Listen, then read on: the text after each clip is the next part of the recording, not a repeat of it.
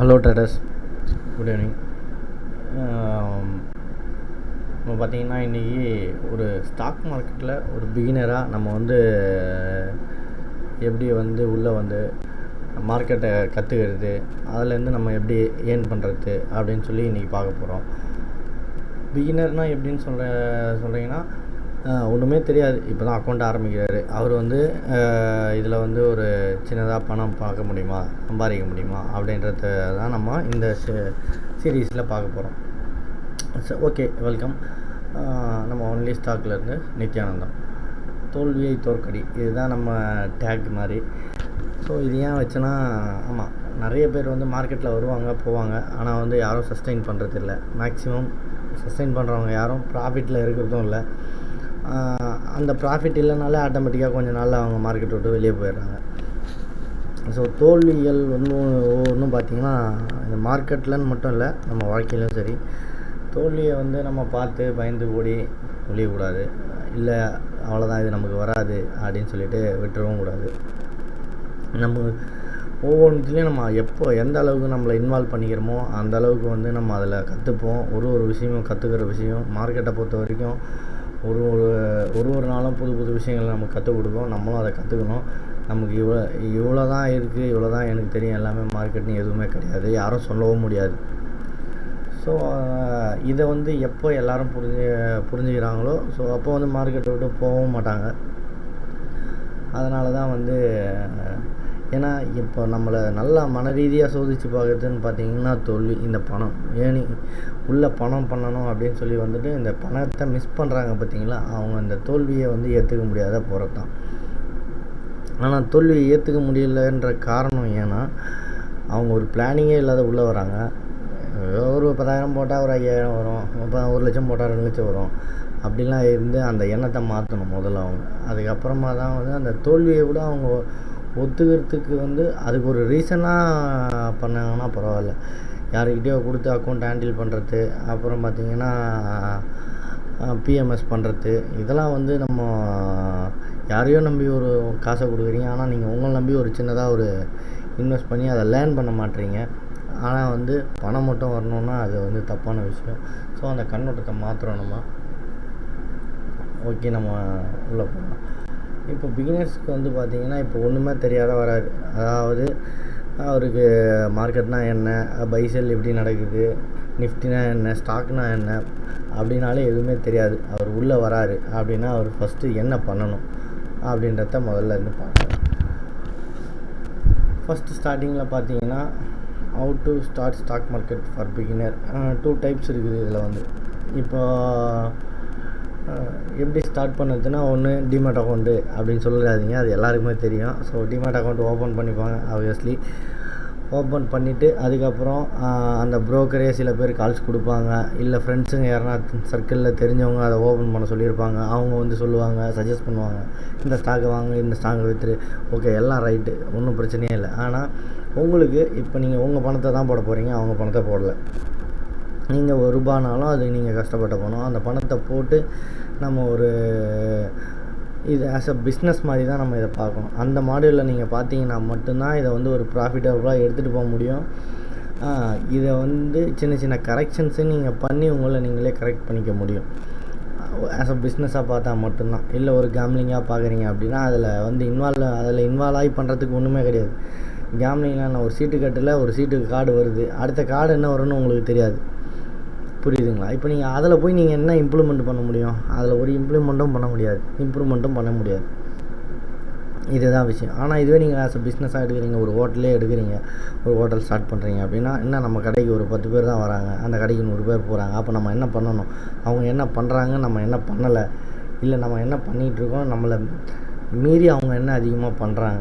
So இதெல்லாம் நம்ம பார்க்கணும். ஸோ அப்படி இருக்கும்போது இதுக்கு தான் நான் ட்ரேடிங் ஆஸ் அ பிஸ்னஸாக நீங்கள் பார்த்தீங்கன்னா மட்டும்தான் நம்ம அதில் பண்ணுற தவறுகள் தெரியும். அதை நம்ம கரெக்ட் பண்ணிக்க முடியும். ஸோ இதுதான் நீங்கள் இந்த நாலேஜை உங்கள் மைண்ட் செட்டில் பேசிக்காக வச்சுட்டிங்கனாலே அதுக்கப்புறம் உங்களுக்கு லாஸ்ன்றது கம்மியாக தான் இருக்கும். நீங்கள் லேர்ன் பண்ணலாம், ஒரு விஷயத்தையும் டெய்லியும் லேர்ன் பண்ணிக்கலாம். அந்த லேர்னிங் மட்டும்தான் நம்ம மனித வாழ்க்கையில் எல்லாருமே கடைசி வரைக்கும் லேர்ன் பண்ணிக்கிட்டே இருப்பாங்க.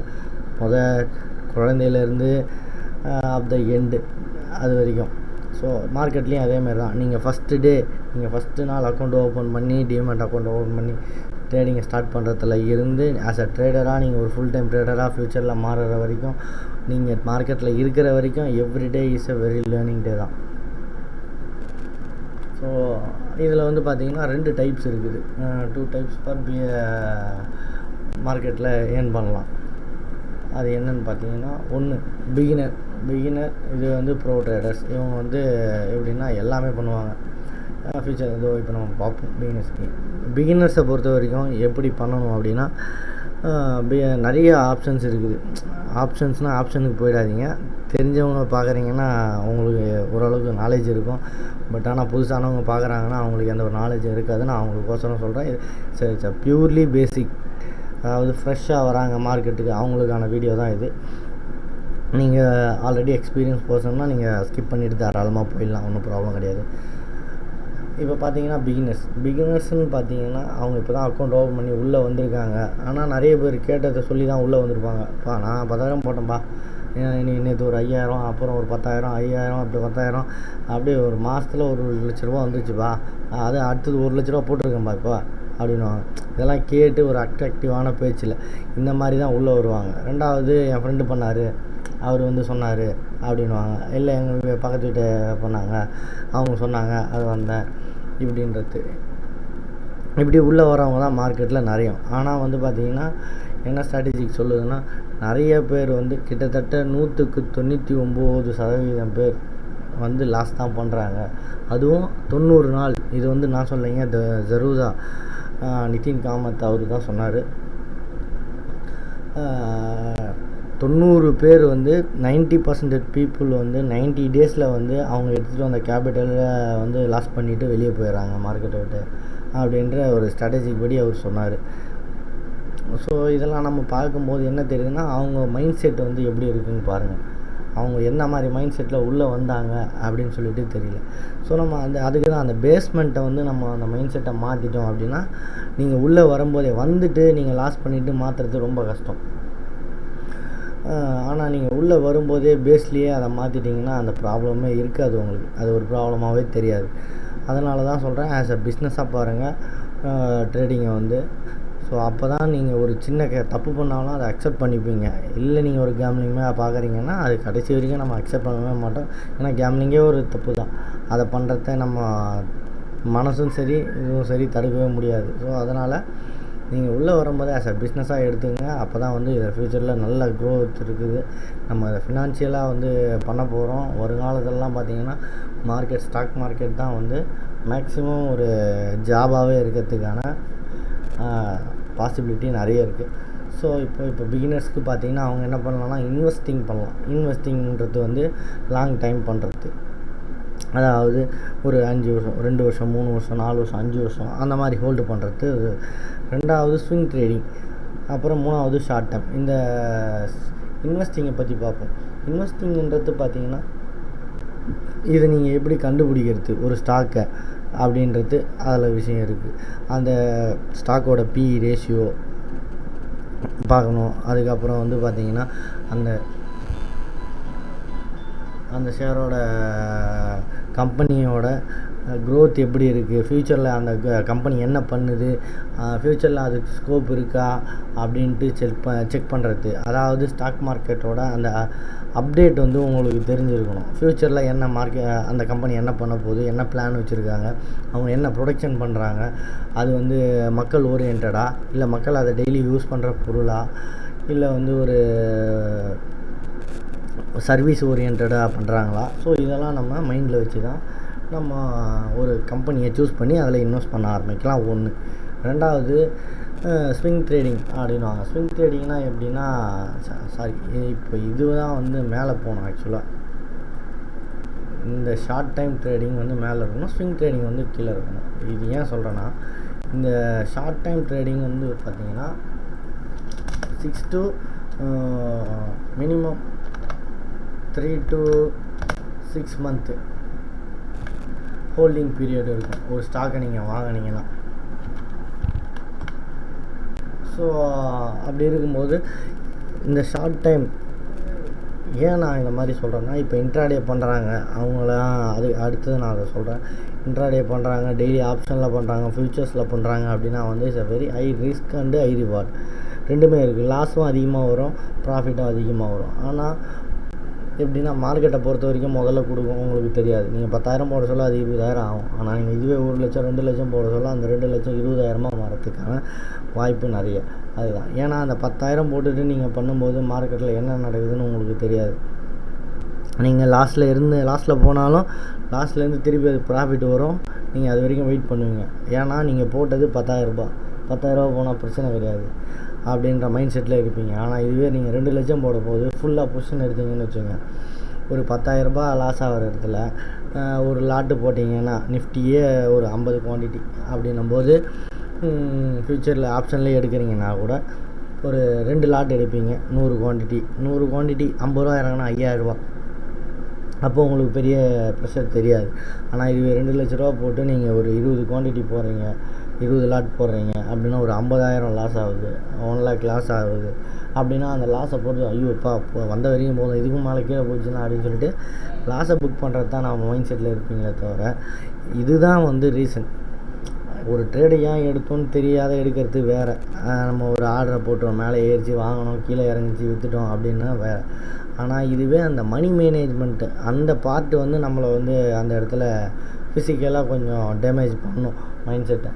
அந்த ரீசனில் தான் நம்ம வெளியே வந்துடும். ஏன் சின்ன அமௌண்ட்டில் நம்ம வந்து ஸ்டார்ட் பண்ணோம் அப்படின்னா இதுதான் ரீசன். நீங்கள் பெரிய அமௌண்ட்டு போட்டிங்கன்னா அது பெரிய லாஸ் வரும். பெரிய அமௌண்ட்டு போட்டால் பெரிய ப்ராஃபிட்டும் வரும், பெரிய லாஸும் வரும். ஆனால் அதை நம்ம மனசு ஸ்டார்டிங்கில் ஏற்றுக்காது. அதனாலேயே மார்க்கெட்லேருந்து பாதி பேர் நிறைய பேர் போயிடுவாங்க. இதுவே பார்த்தீங்கன்னா இப்போ ஒரு 10,000 போடுறீங்க, நீங்கள் ஒரு ஸ்விங் ட்ரேடிங் பண்ணுறீங்க, ஒரு ஷார்ட் டைம் ட்ரேடிங் இன்வெஸ்ட் பண்ணுறீங்க அப்படின்னா வந்து உங்களுக்கு தெரியும் நம்ம வந்து ஒரு கேஷில், இதனால தான் நம்ம கேஷில் ஒன்லி த ஸ்டாக். அதனால தான் நம்ம சேனலோட பேரே பார்த்தீங்கன்னா ஒன்லி ஸ்டாக். ஏன்னா இந்த கேஷில் பண்ணுறது வந்து உங்களுக்கு ரிஸ்க்கு வந்து கம்மி. இன்றைக்கி வாங்குறீங்க, ஏதோ ஒரு கம்பெனி ஐடிசியாக வாங்குறீங்கன்னு வச்சுக்கோங்க, 260 ரூபாய்க்கு வாங்கிட்டீங்க. நாளைக்கு உங்கள்கிட்ட ஒரு 2,200 இது 10 ஷேர் வாங்கிட்டீங்க 260 ரூபாய்க்கு. நீங்கள் வந்து 280 ரூபா போகும்னு நினச்சி வாங்கினீங்க. ஆனால் அது போல் அன்ஃபார்ச்சுனேட்லி உங்களுக்கு ஆப்போசிட்டாக ட்ரேட் ஆகுது. 2 ரூபா கீழே இறங்கிடுச்சுன்னா நீங்கள் அதை கேரி ஃபார்வர்ட் பண்ணிக்கலாம். இன்றைக்கி இல்லைனாலும் மார்க்கெட் நாளைக்கு ஏறிடும். ஆனால் இதுவே நீங்கள் இன்ட்ராடேயில் 20 குவான்டிட்டி இது ஒரு ஆப்ஷனில் போய் எடுத்திங்கன்னா 50 குவான்டிட்டி நீங்கள் அதை இன்றைக்கி டைம் வந்து ஒரு நாள் 5ஆம் தேதி வாங்குறீங்க அப்படின்னா, நாளைக்கு ஒரு நாள் அதே இடத்துல மார்க்கெட் இருக்குதுன்னா 17,000 கால் ஆப்ஷன் எடுக்கிறீங்கன்னு வச்சுக்கலாம். அது ஒரு 100 ரூபா இருக்குது. நீங்கள் எடுக்க சொல்ல 50 குவான்டிட்டி இன்ட்டு 100 5,000 இன்வெஸ்ட் பண்ணிடுறீங்க. இது வந்து வித்தின் இந்த 1 மந்த்து, இந்த அடுத்த நெக்ஸ்ட் வீக்குள்ளே இது 17,000 போனால் மட்டும்தான் உங்களுக்கு ப்ராஃபிட். 17,000க்கு மேலே போயிடணும். அது அந்த கடைசி நாளில் எக்ஸ்பைரி அன்றைக்கி போனாலும் உங்களுக்கு ப்ராஃபிட் வராது. அப்போது இதுவே நீங்கள் கேஷில் எடுத்திங்கன்னா அந்த பிரச்சனை கிடையாது. இந்த மாதம் போகல அப்படின்னாலும் அடுத்த மாதம் போகும், அடுத்த மாதம் போனாலும் அது அடுத்த மாதம் போயிடும். ஏன்னா அந்த கம்பெனியை நல்லா ஸ்டடி பண்ணிவிட்டு அதனோட ப்ரைஸ் மூவ்மெண்ட்டை பார்த்துட்டு, இப்போ ஐடிசி என்ன செல் பண்ணுறாங்க, மேகி செல் பண்ணுறாங்க, ஸ்நாக்ஸ் செல் பண்ணுறாங்க, சிகரெட் பண்ணுறாங்க, இந்த மாதிரி நிறைய பண்ணுறாங்க. ஸோ அப்போது பப்ளிக் வந்து அதை டெய்லி யூஸ் பண்ணிக்கிட்டே இருக்காங்க. அப்படின்னும்போது ஓகே, அது வந்து கண்டிப்பாக ஏறத்துக்கான பாசிபிலிட்டி நிறைய இருக்குது. ஸோ நம்ம அந்த ரீசனில் நம்ம ஹோல்டு பண்ணலாம். ஆனால் இதுவே ஆப்ஷனை பொறுத்த வரைக்கும் அந்த தேதி ஒரு மாதம் 10-20 தேதிக்குள்ளே அந்த ப்ரைஸை தாண்டி போனால் மட்டும்தான் உங்களுக்கு ப்ராஃபிட். அந்த கடைசி தேதியில் 17,000 போனால் கூட உங்களுக்கு அது 0 ஆகிடும். ஒரு நாளைக்கு அந்த டைம் டிக்கே போய் அது 0 ஆகிட்டே வரும். ஸோ நமக்கு வந்து ப்ரைஸ் அப்ரிஷியேட் ஆகலனாலும் டிப்ரிஷியேட் ஆனாலும் திருப்பி ரிட்டர்ன் ஆகிடும் கேஷ் மார்க்கெட்டை பொறுத்த வரைக்கும் ஈக்விட்டியில். ஆனால் இதுவே நீங்கள் ஆப்ஷனில் பண்ணுறீங்க அப்படின்னா அதுக்கு வாய்ப்பே இல்லை. So totally loss for the capital. So இதனால தான் வந்து இந்த ஷார்ட் டைம் 3 to 6 month அப்புறம் ஸ்விங் ட்ரேடிங். இந்த ஸ்விங் ட்ரேடிங்னா என்னென்னா ஒரு 10லேருந்து, அதாவது ஒரு வாரத்துலேருந்து ஒரு 2 வாரம் 3 வாரம் மார்க்கெட்டை ஸ்டாக்கை ஹோல்டு பண்ணுறது தான் வந்து ஸ்விங் ட்ரேடிங். பிகினராக பார்த்தீங்கன்னா இந்த ஃபஸ்ட்டு 3த்தையும் நீங்கள் வந்து ஃபாலோ பண்ணாலே உங்களுக்கு லாஸு ஆகாது. அப்புறம் மார்க்கெட்டை பற்றி ஓரளவுக்கு நாலேஜ் வந்து பேசிக்காக உங்களுக்கு வந்துடும். ஸோ இதுதான் வந்து பிகினருக்கான ஒரு நல்ல, என்னை பொறுத்த வரைக்கும் இப்படி கேஷில் பண்ணி வந்தீங்கன்னா உங்களுக்கு ஈஸியாக நீங்கள் மார்க்கெட்டையும் புரிஞ்சுக்கலாம், ப்ளஸ் அந்த ரிஸ்க் ரிவார்டு மெயின்டைன் பண்ணுறதையும் நீங்கள் ஒரு ஃபாலோ பண்ணுவீங்க. இதெல்லாம் ஃபாலோ பண்ணிங்கனாலே மார்க்கெட்டில் ஓரளவுக்கு சஸ்டெயின் பண்ணிடலாம். அட்லீஸ்ட் லாஸ் ஆகி வெளியே போகாத நம்ம சஸ்டெயின் பண்ணலாம். மேக்ஸிமம் லாஸ் பண்ணலைனாலே நம்ம மார்க்கெட்டை விட்டு போக மாட்டோம். லாஸ் பண்ணனாலே ஆட்டோமேட்டிக்காக நமக்கு ப்ராஃபிட் வர்றதுக்கான வாய்ப்பு நிறைய இருக்குது. நம்ம 2 விஷயம் இருக்குது நம்ம ஏர்ன் பண்ணுறதுக்கு. ஒன்று நம்ம ப்ராஃபிட்டை இன்க்ரீஸ் பண்ணுறது, ரெண்டாவது நம்ம லாஸை கட் பண்ணுறது. நம்ம ப்ராஃபிட்டை இன்க்ரீஸ் பண்ணுறதுன்றது ரெண்டாவது பட்சம். முதல்ல நம்ம கேபிட்டலை சேவ் பண்ணணும். அந்த கேபிட்டலை சேவ் பண்ணுறதுக்கு நம்ம லாஸை கம்மி பண்ணாலே போதும். நம்ம ஓவராலாக ப்ராஃபிட்டில் தான் இருப்போம். ஓகே, இதுதான் பிகினருக்கான இது. நம்ம அடுத்த ஸ்டெப்பில் பார்த்திங்கன்னா இனிமேல் நம்ம இதை ஒரு சீரியஸாக எடுத்துகிட்டு போவோம். பிகினருக்கானது ப்ளஸ் ஒரு ஸ்விங் ட்ரேடிங்கில் ஸ்டாக்கை எப்படி சூஸ் பண்ணுறது, ஒரு ஸ்டாக்கை எப்படி எந்த ரீசனுக்கோசரம் நம்ம பிக் பண்ணுறது அப்படின்றத நம்ம வரும் வீடியோவில் கண்டிப்பாக பார்ப்போம். இந்த சண்டே இந்த வீடியோ மேக்ஸிமம் என்னால் பண்ண முடிஞ்சதை நான் சொல்லியிருக்கேன், எனக்கு தெரிஞ்ச விஷயத்த. ஸோ பிகினருக்கு இது கொஞ்சம் ஹெல்ப்ஃபுல்லாக இருக்கும்னு நினைக்கிறேன். கண்டிப்பாக ஃப்யூச்சர் வீடியோஸில் இதை ஒரு சீரியஸாக எடுத்துகிட்டு போகலாம். இதுக்கப்புறம் ஒரு பிகினராக நம்ம என்ன பண்ணணும், மார்க்கெட்டில் எப்படி ட்ரேட் பண்ணணும், எந்த ஸ்டாக்கை வாங்கலாம், எந்த க்ரைட்டீரியாவை பார்த்து அந்த ஸ்டாக்கை வாங்கணும் அப்படின்றத எனக்கு தெரிஞ்சதை கண்டிப்பாக நான் சொல்கிறேன். I am not a SEBI register. எனக்கு தெரிஞ்சதை நான் சொல்கிறேன். யாரோட ப்ராஃபிட் அண்ட் லாஸுக்கும் நம்ம பொறுப்பே இருக்காது. த ஒன்லி ஸ்டாக் சேனல் அது அவங்களோட ரிஸ்க்கு மேனேஜ்மெண்ட், அதோட அவங்க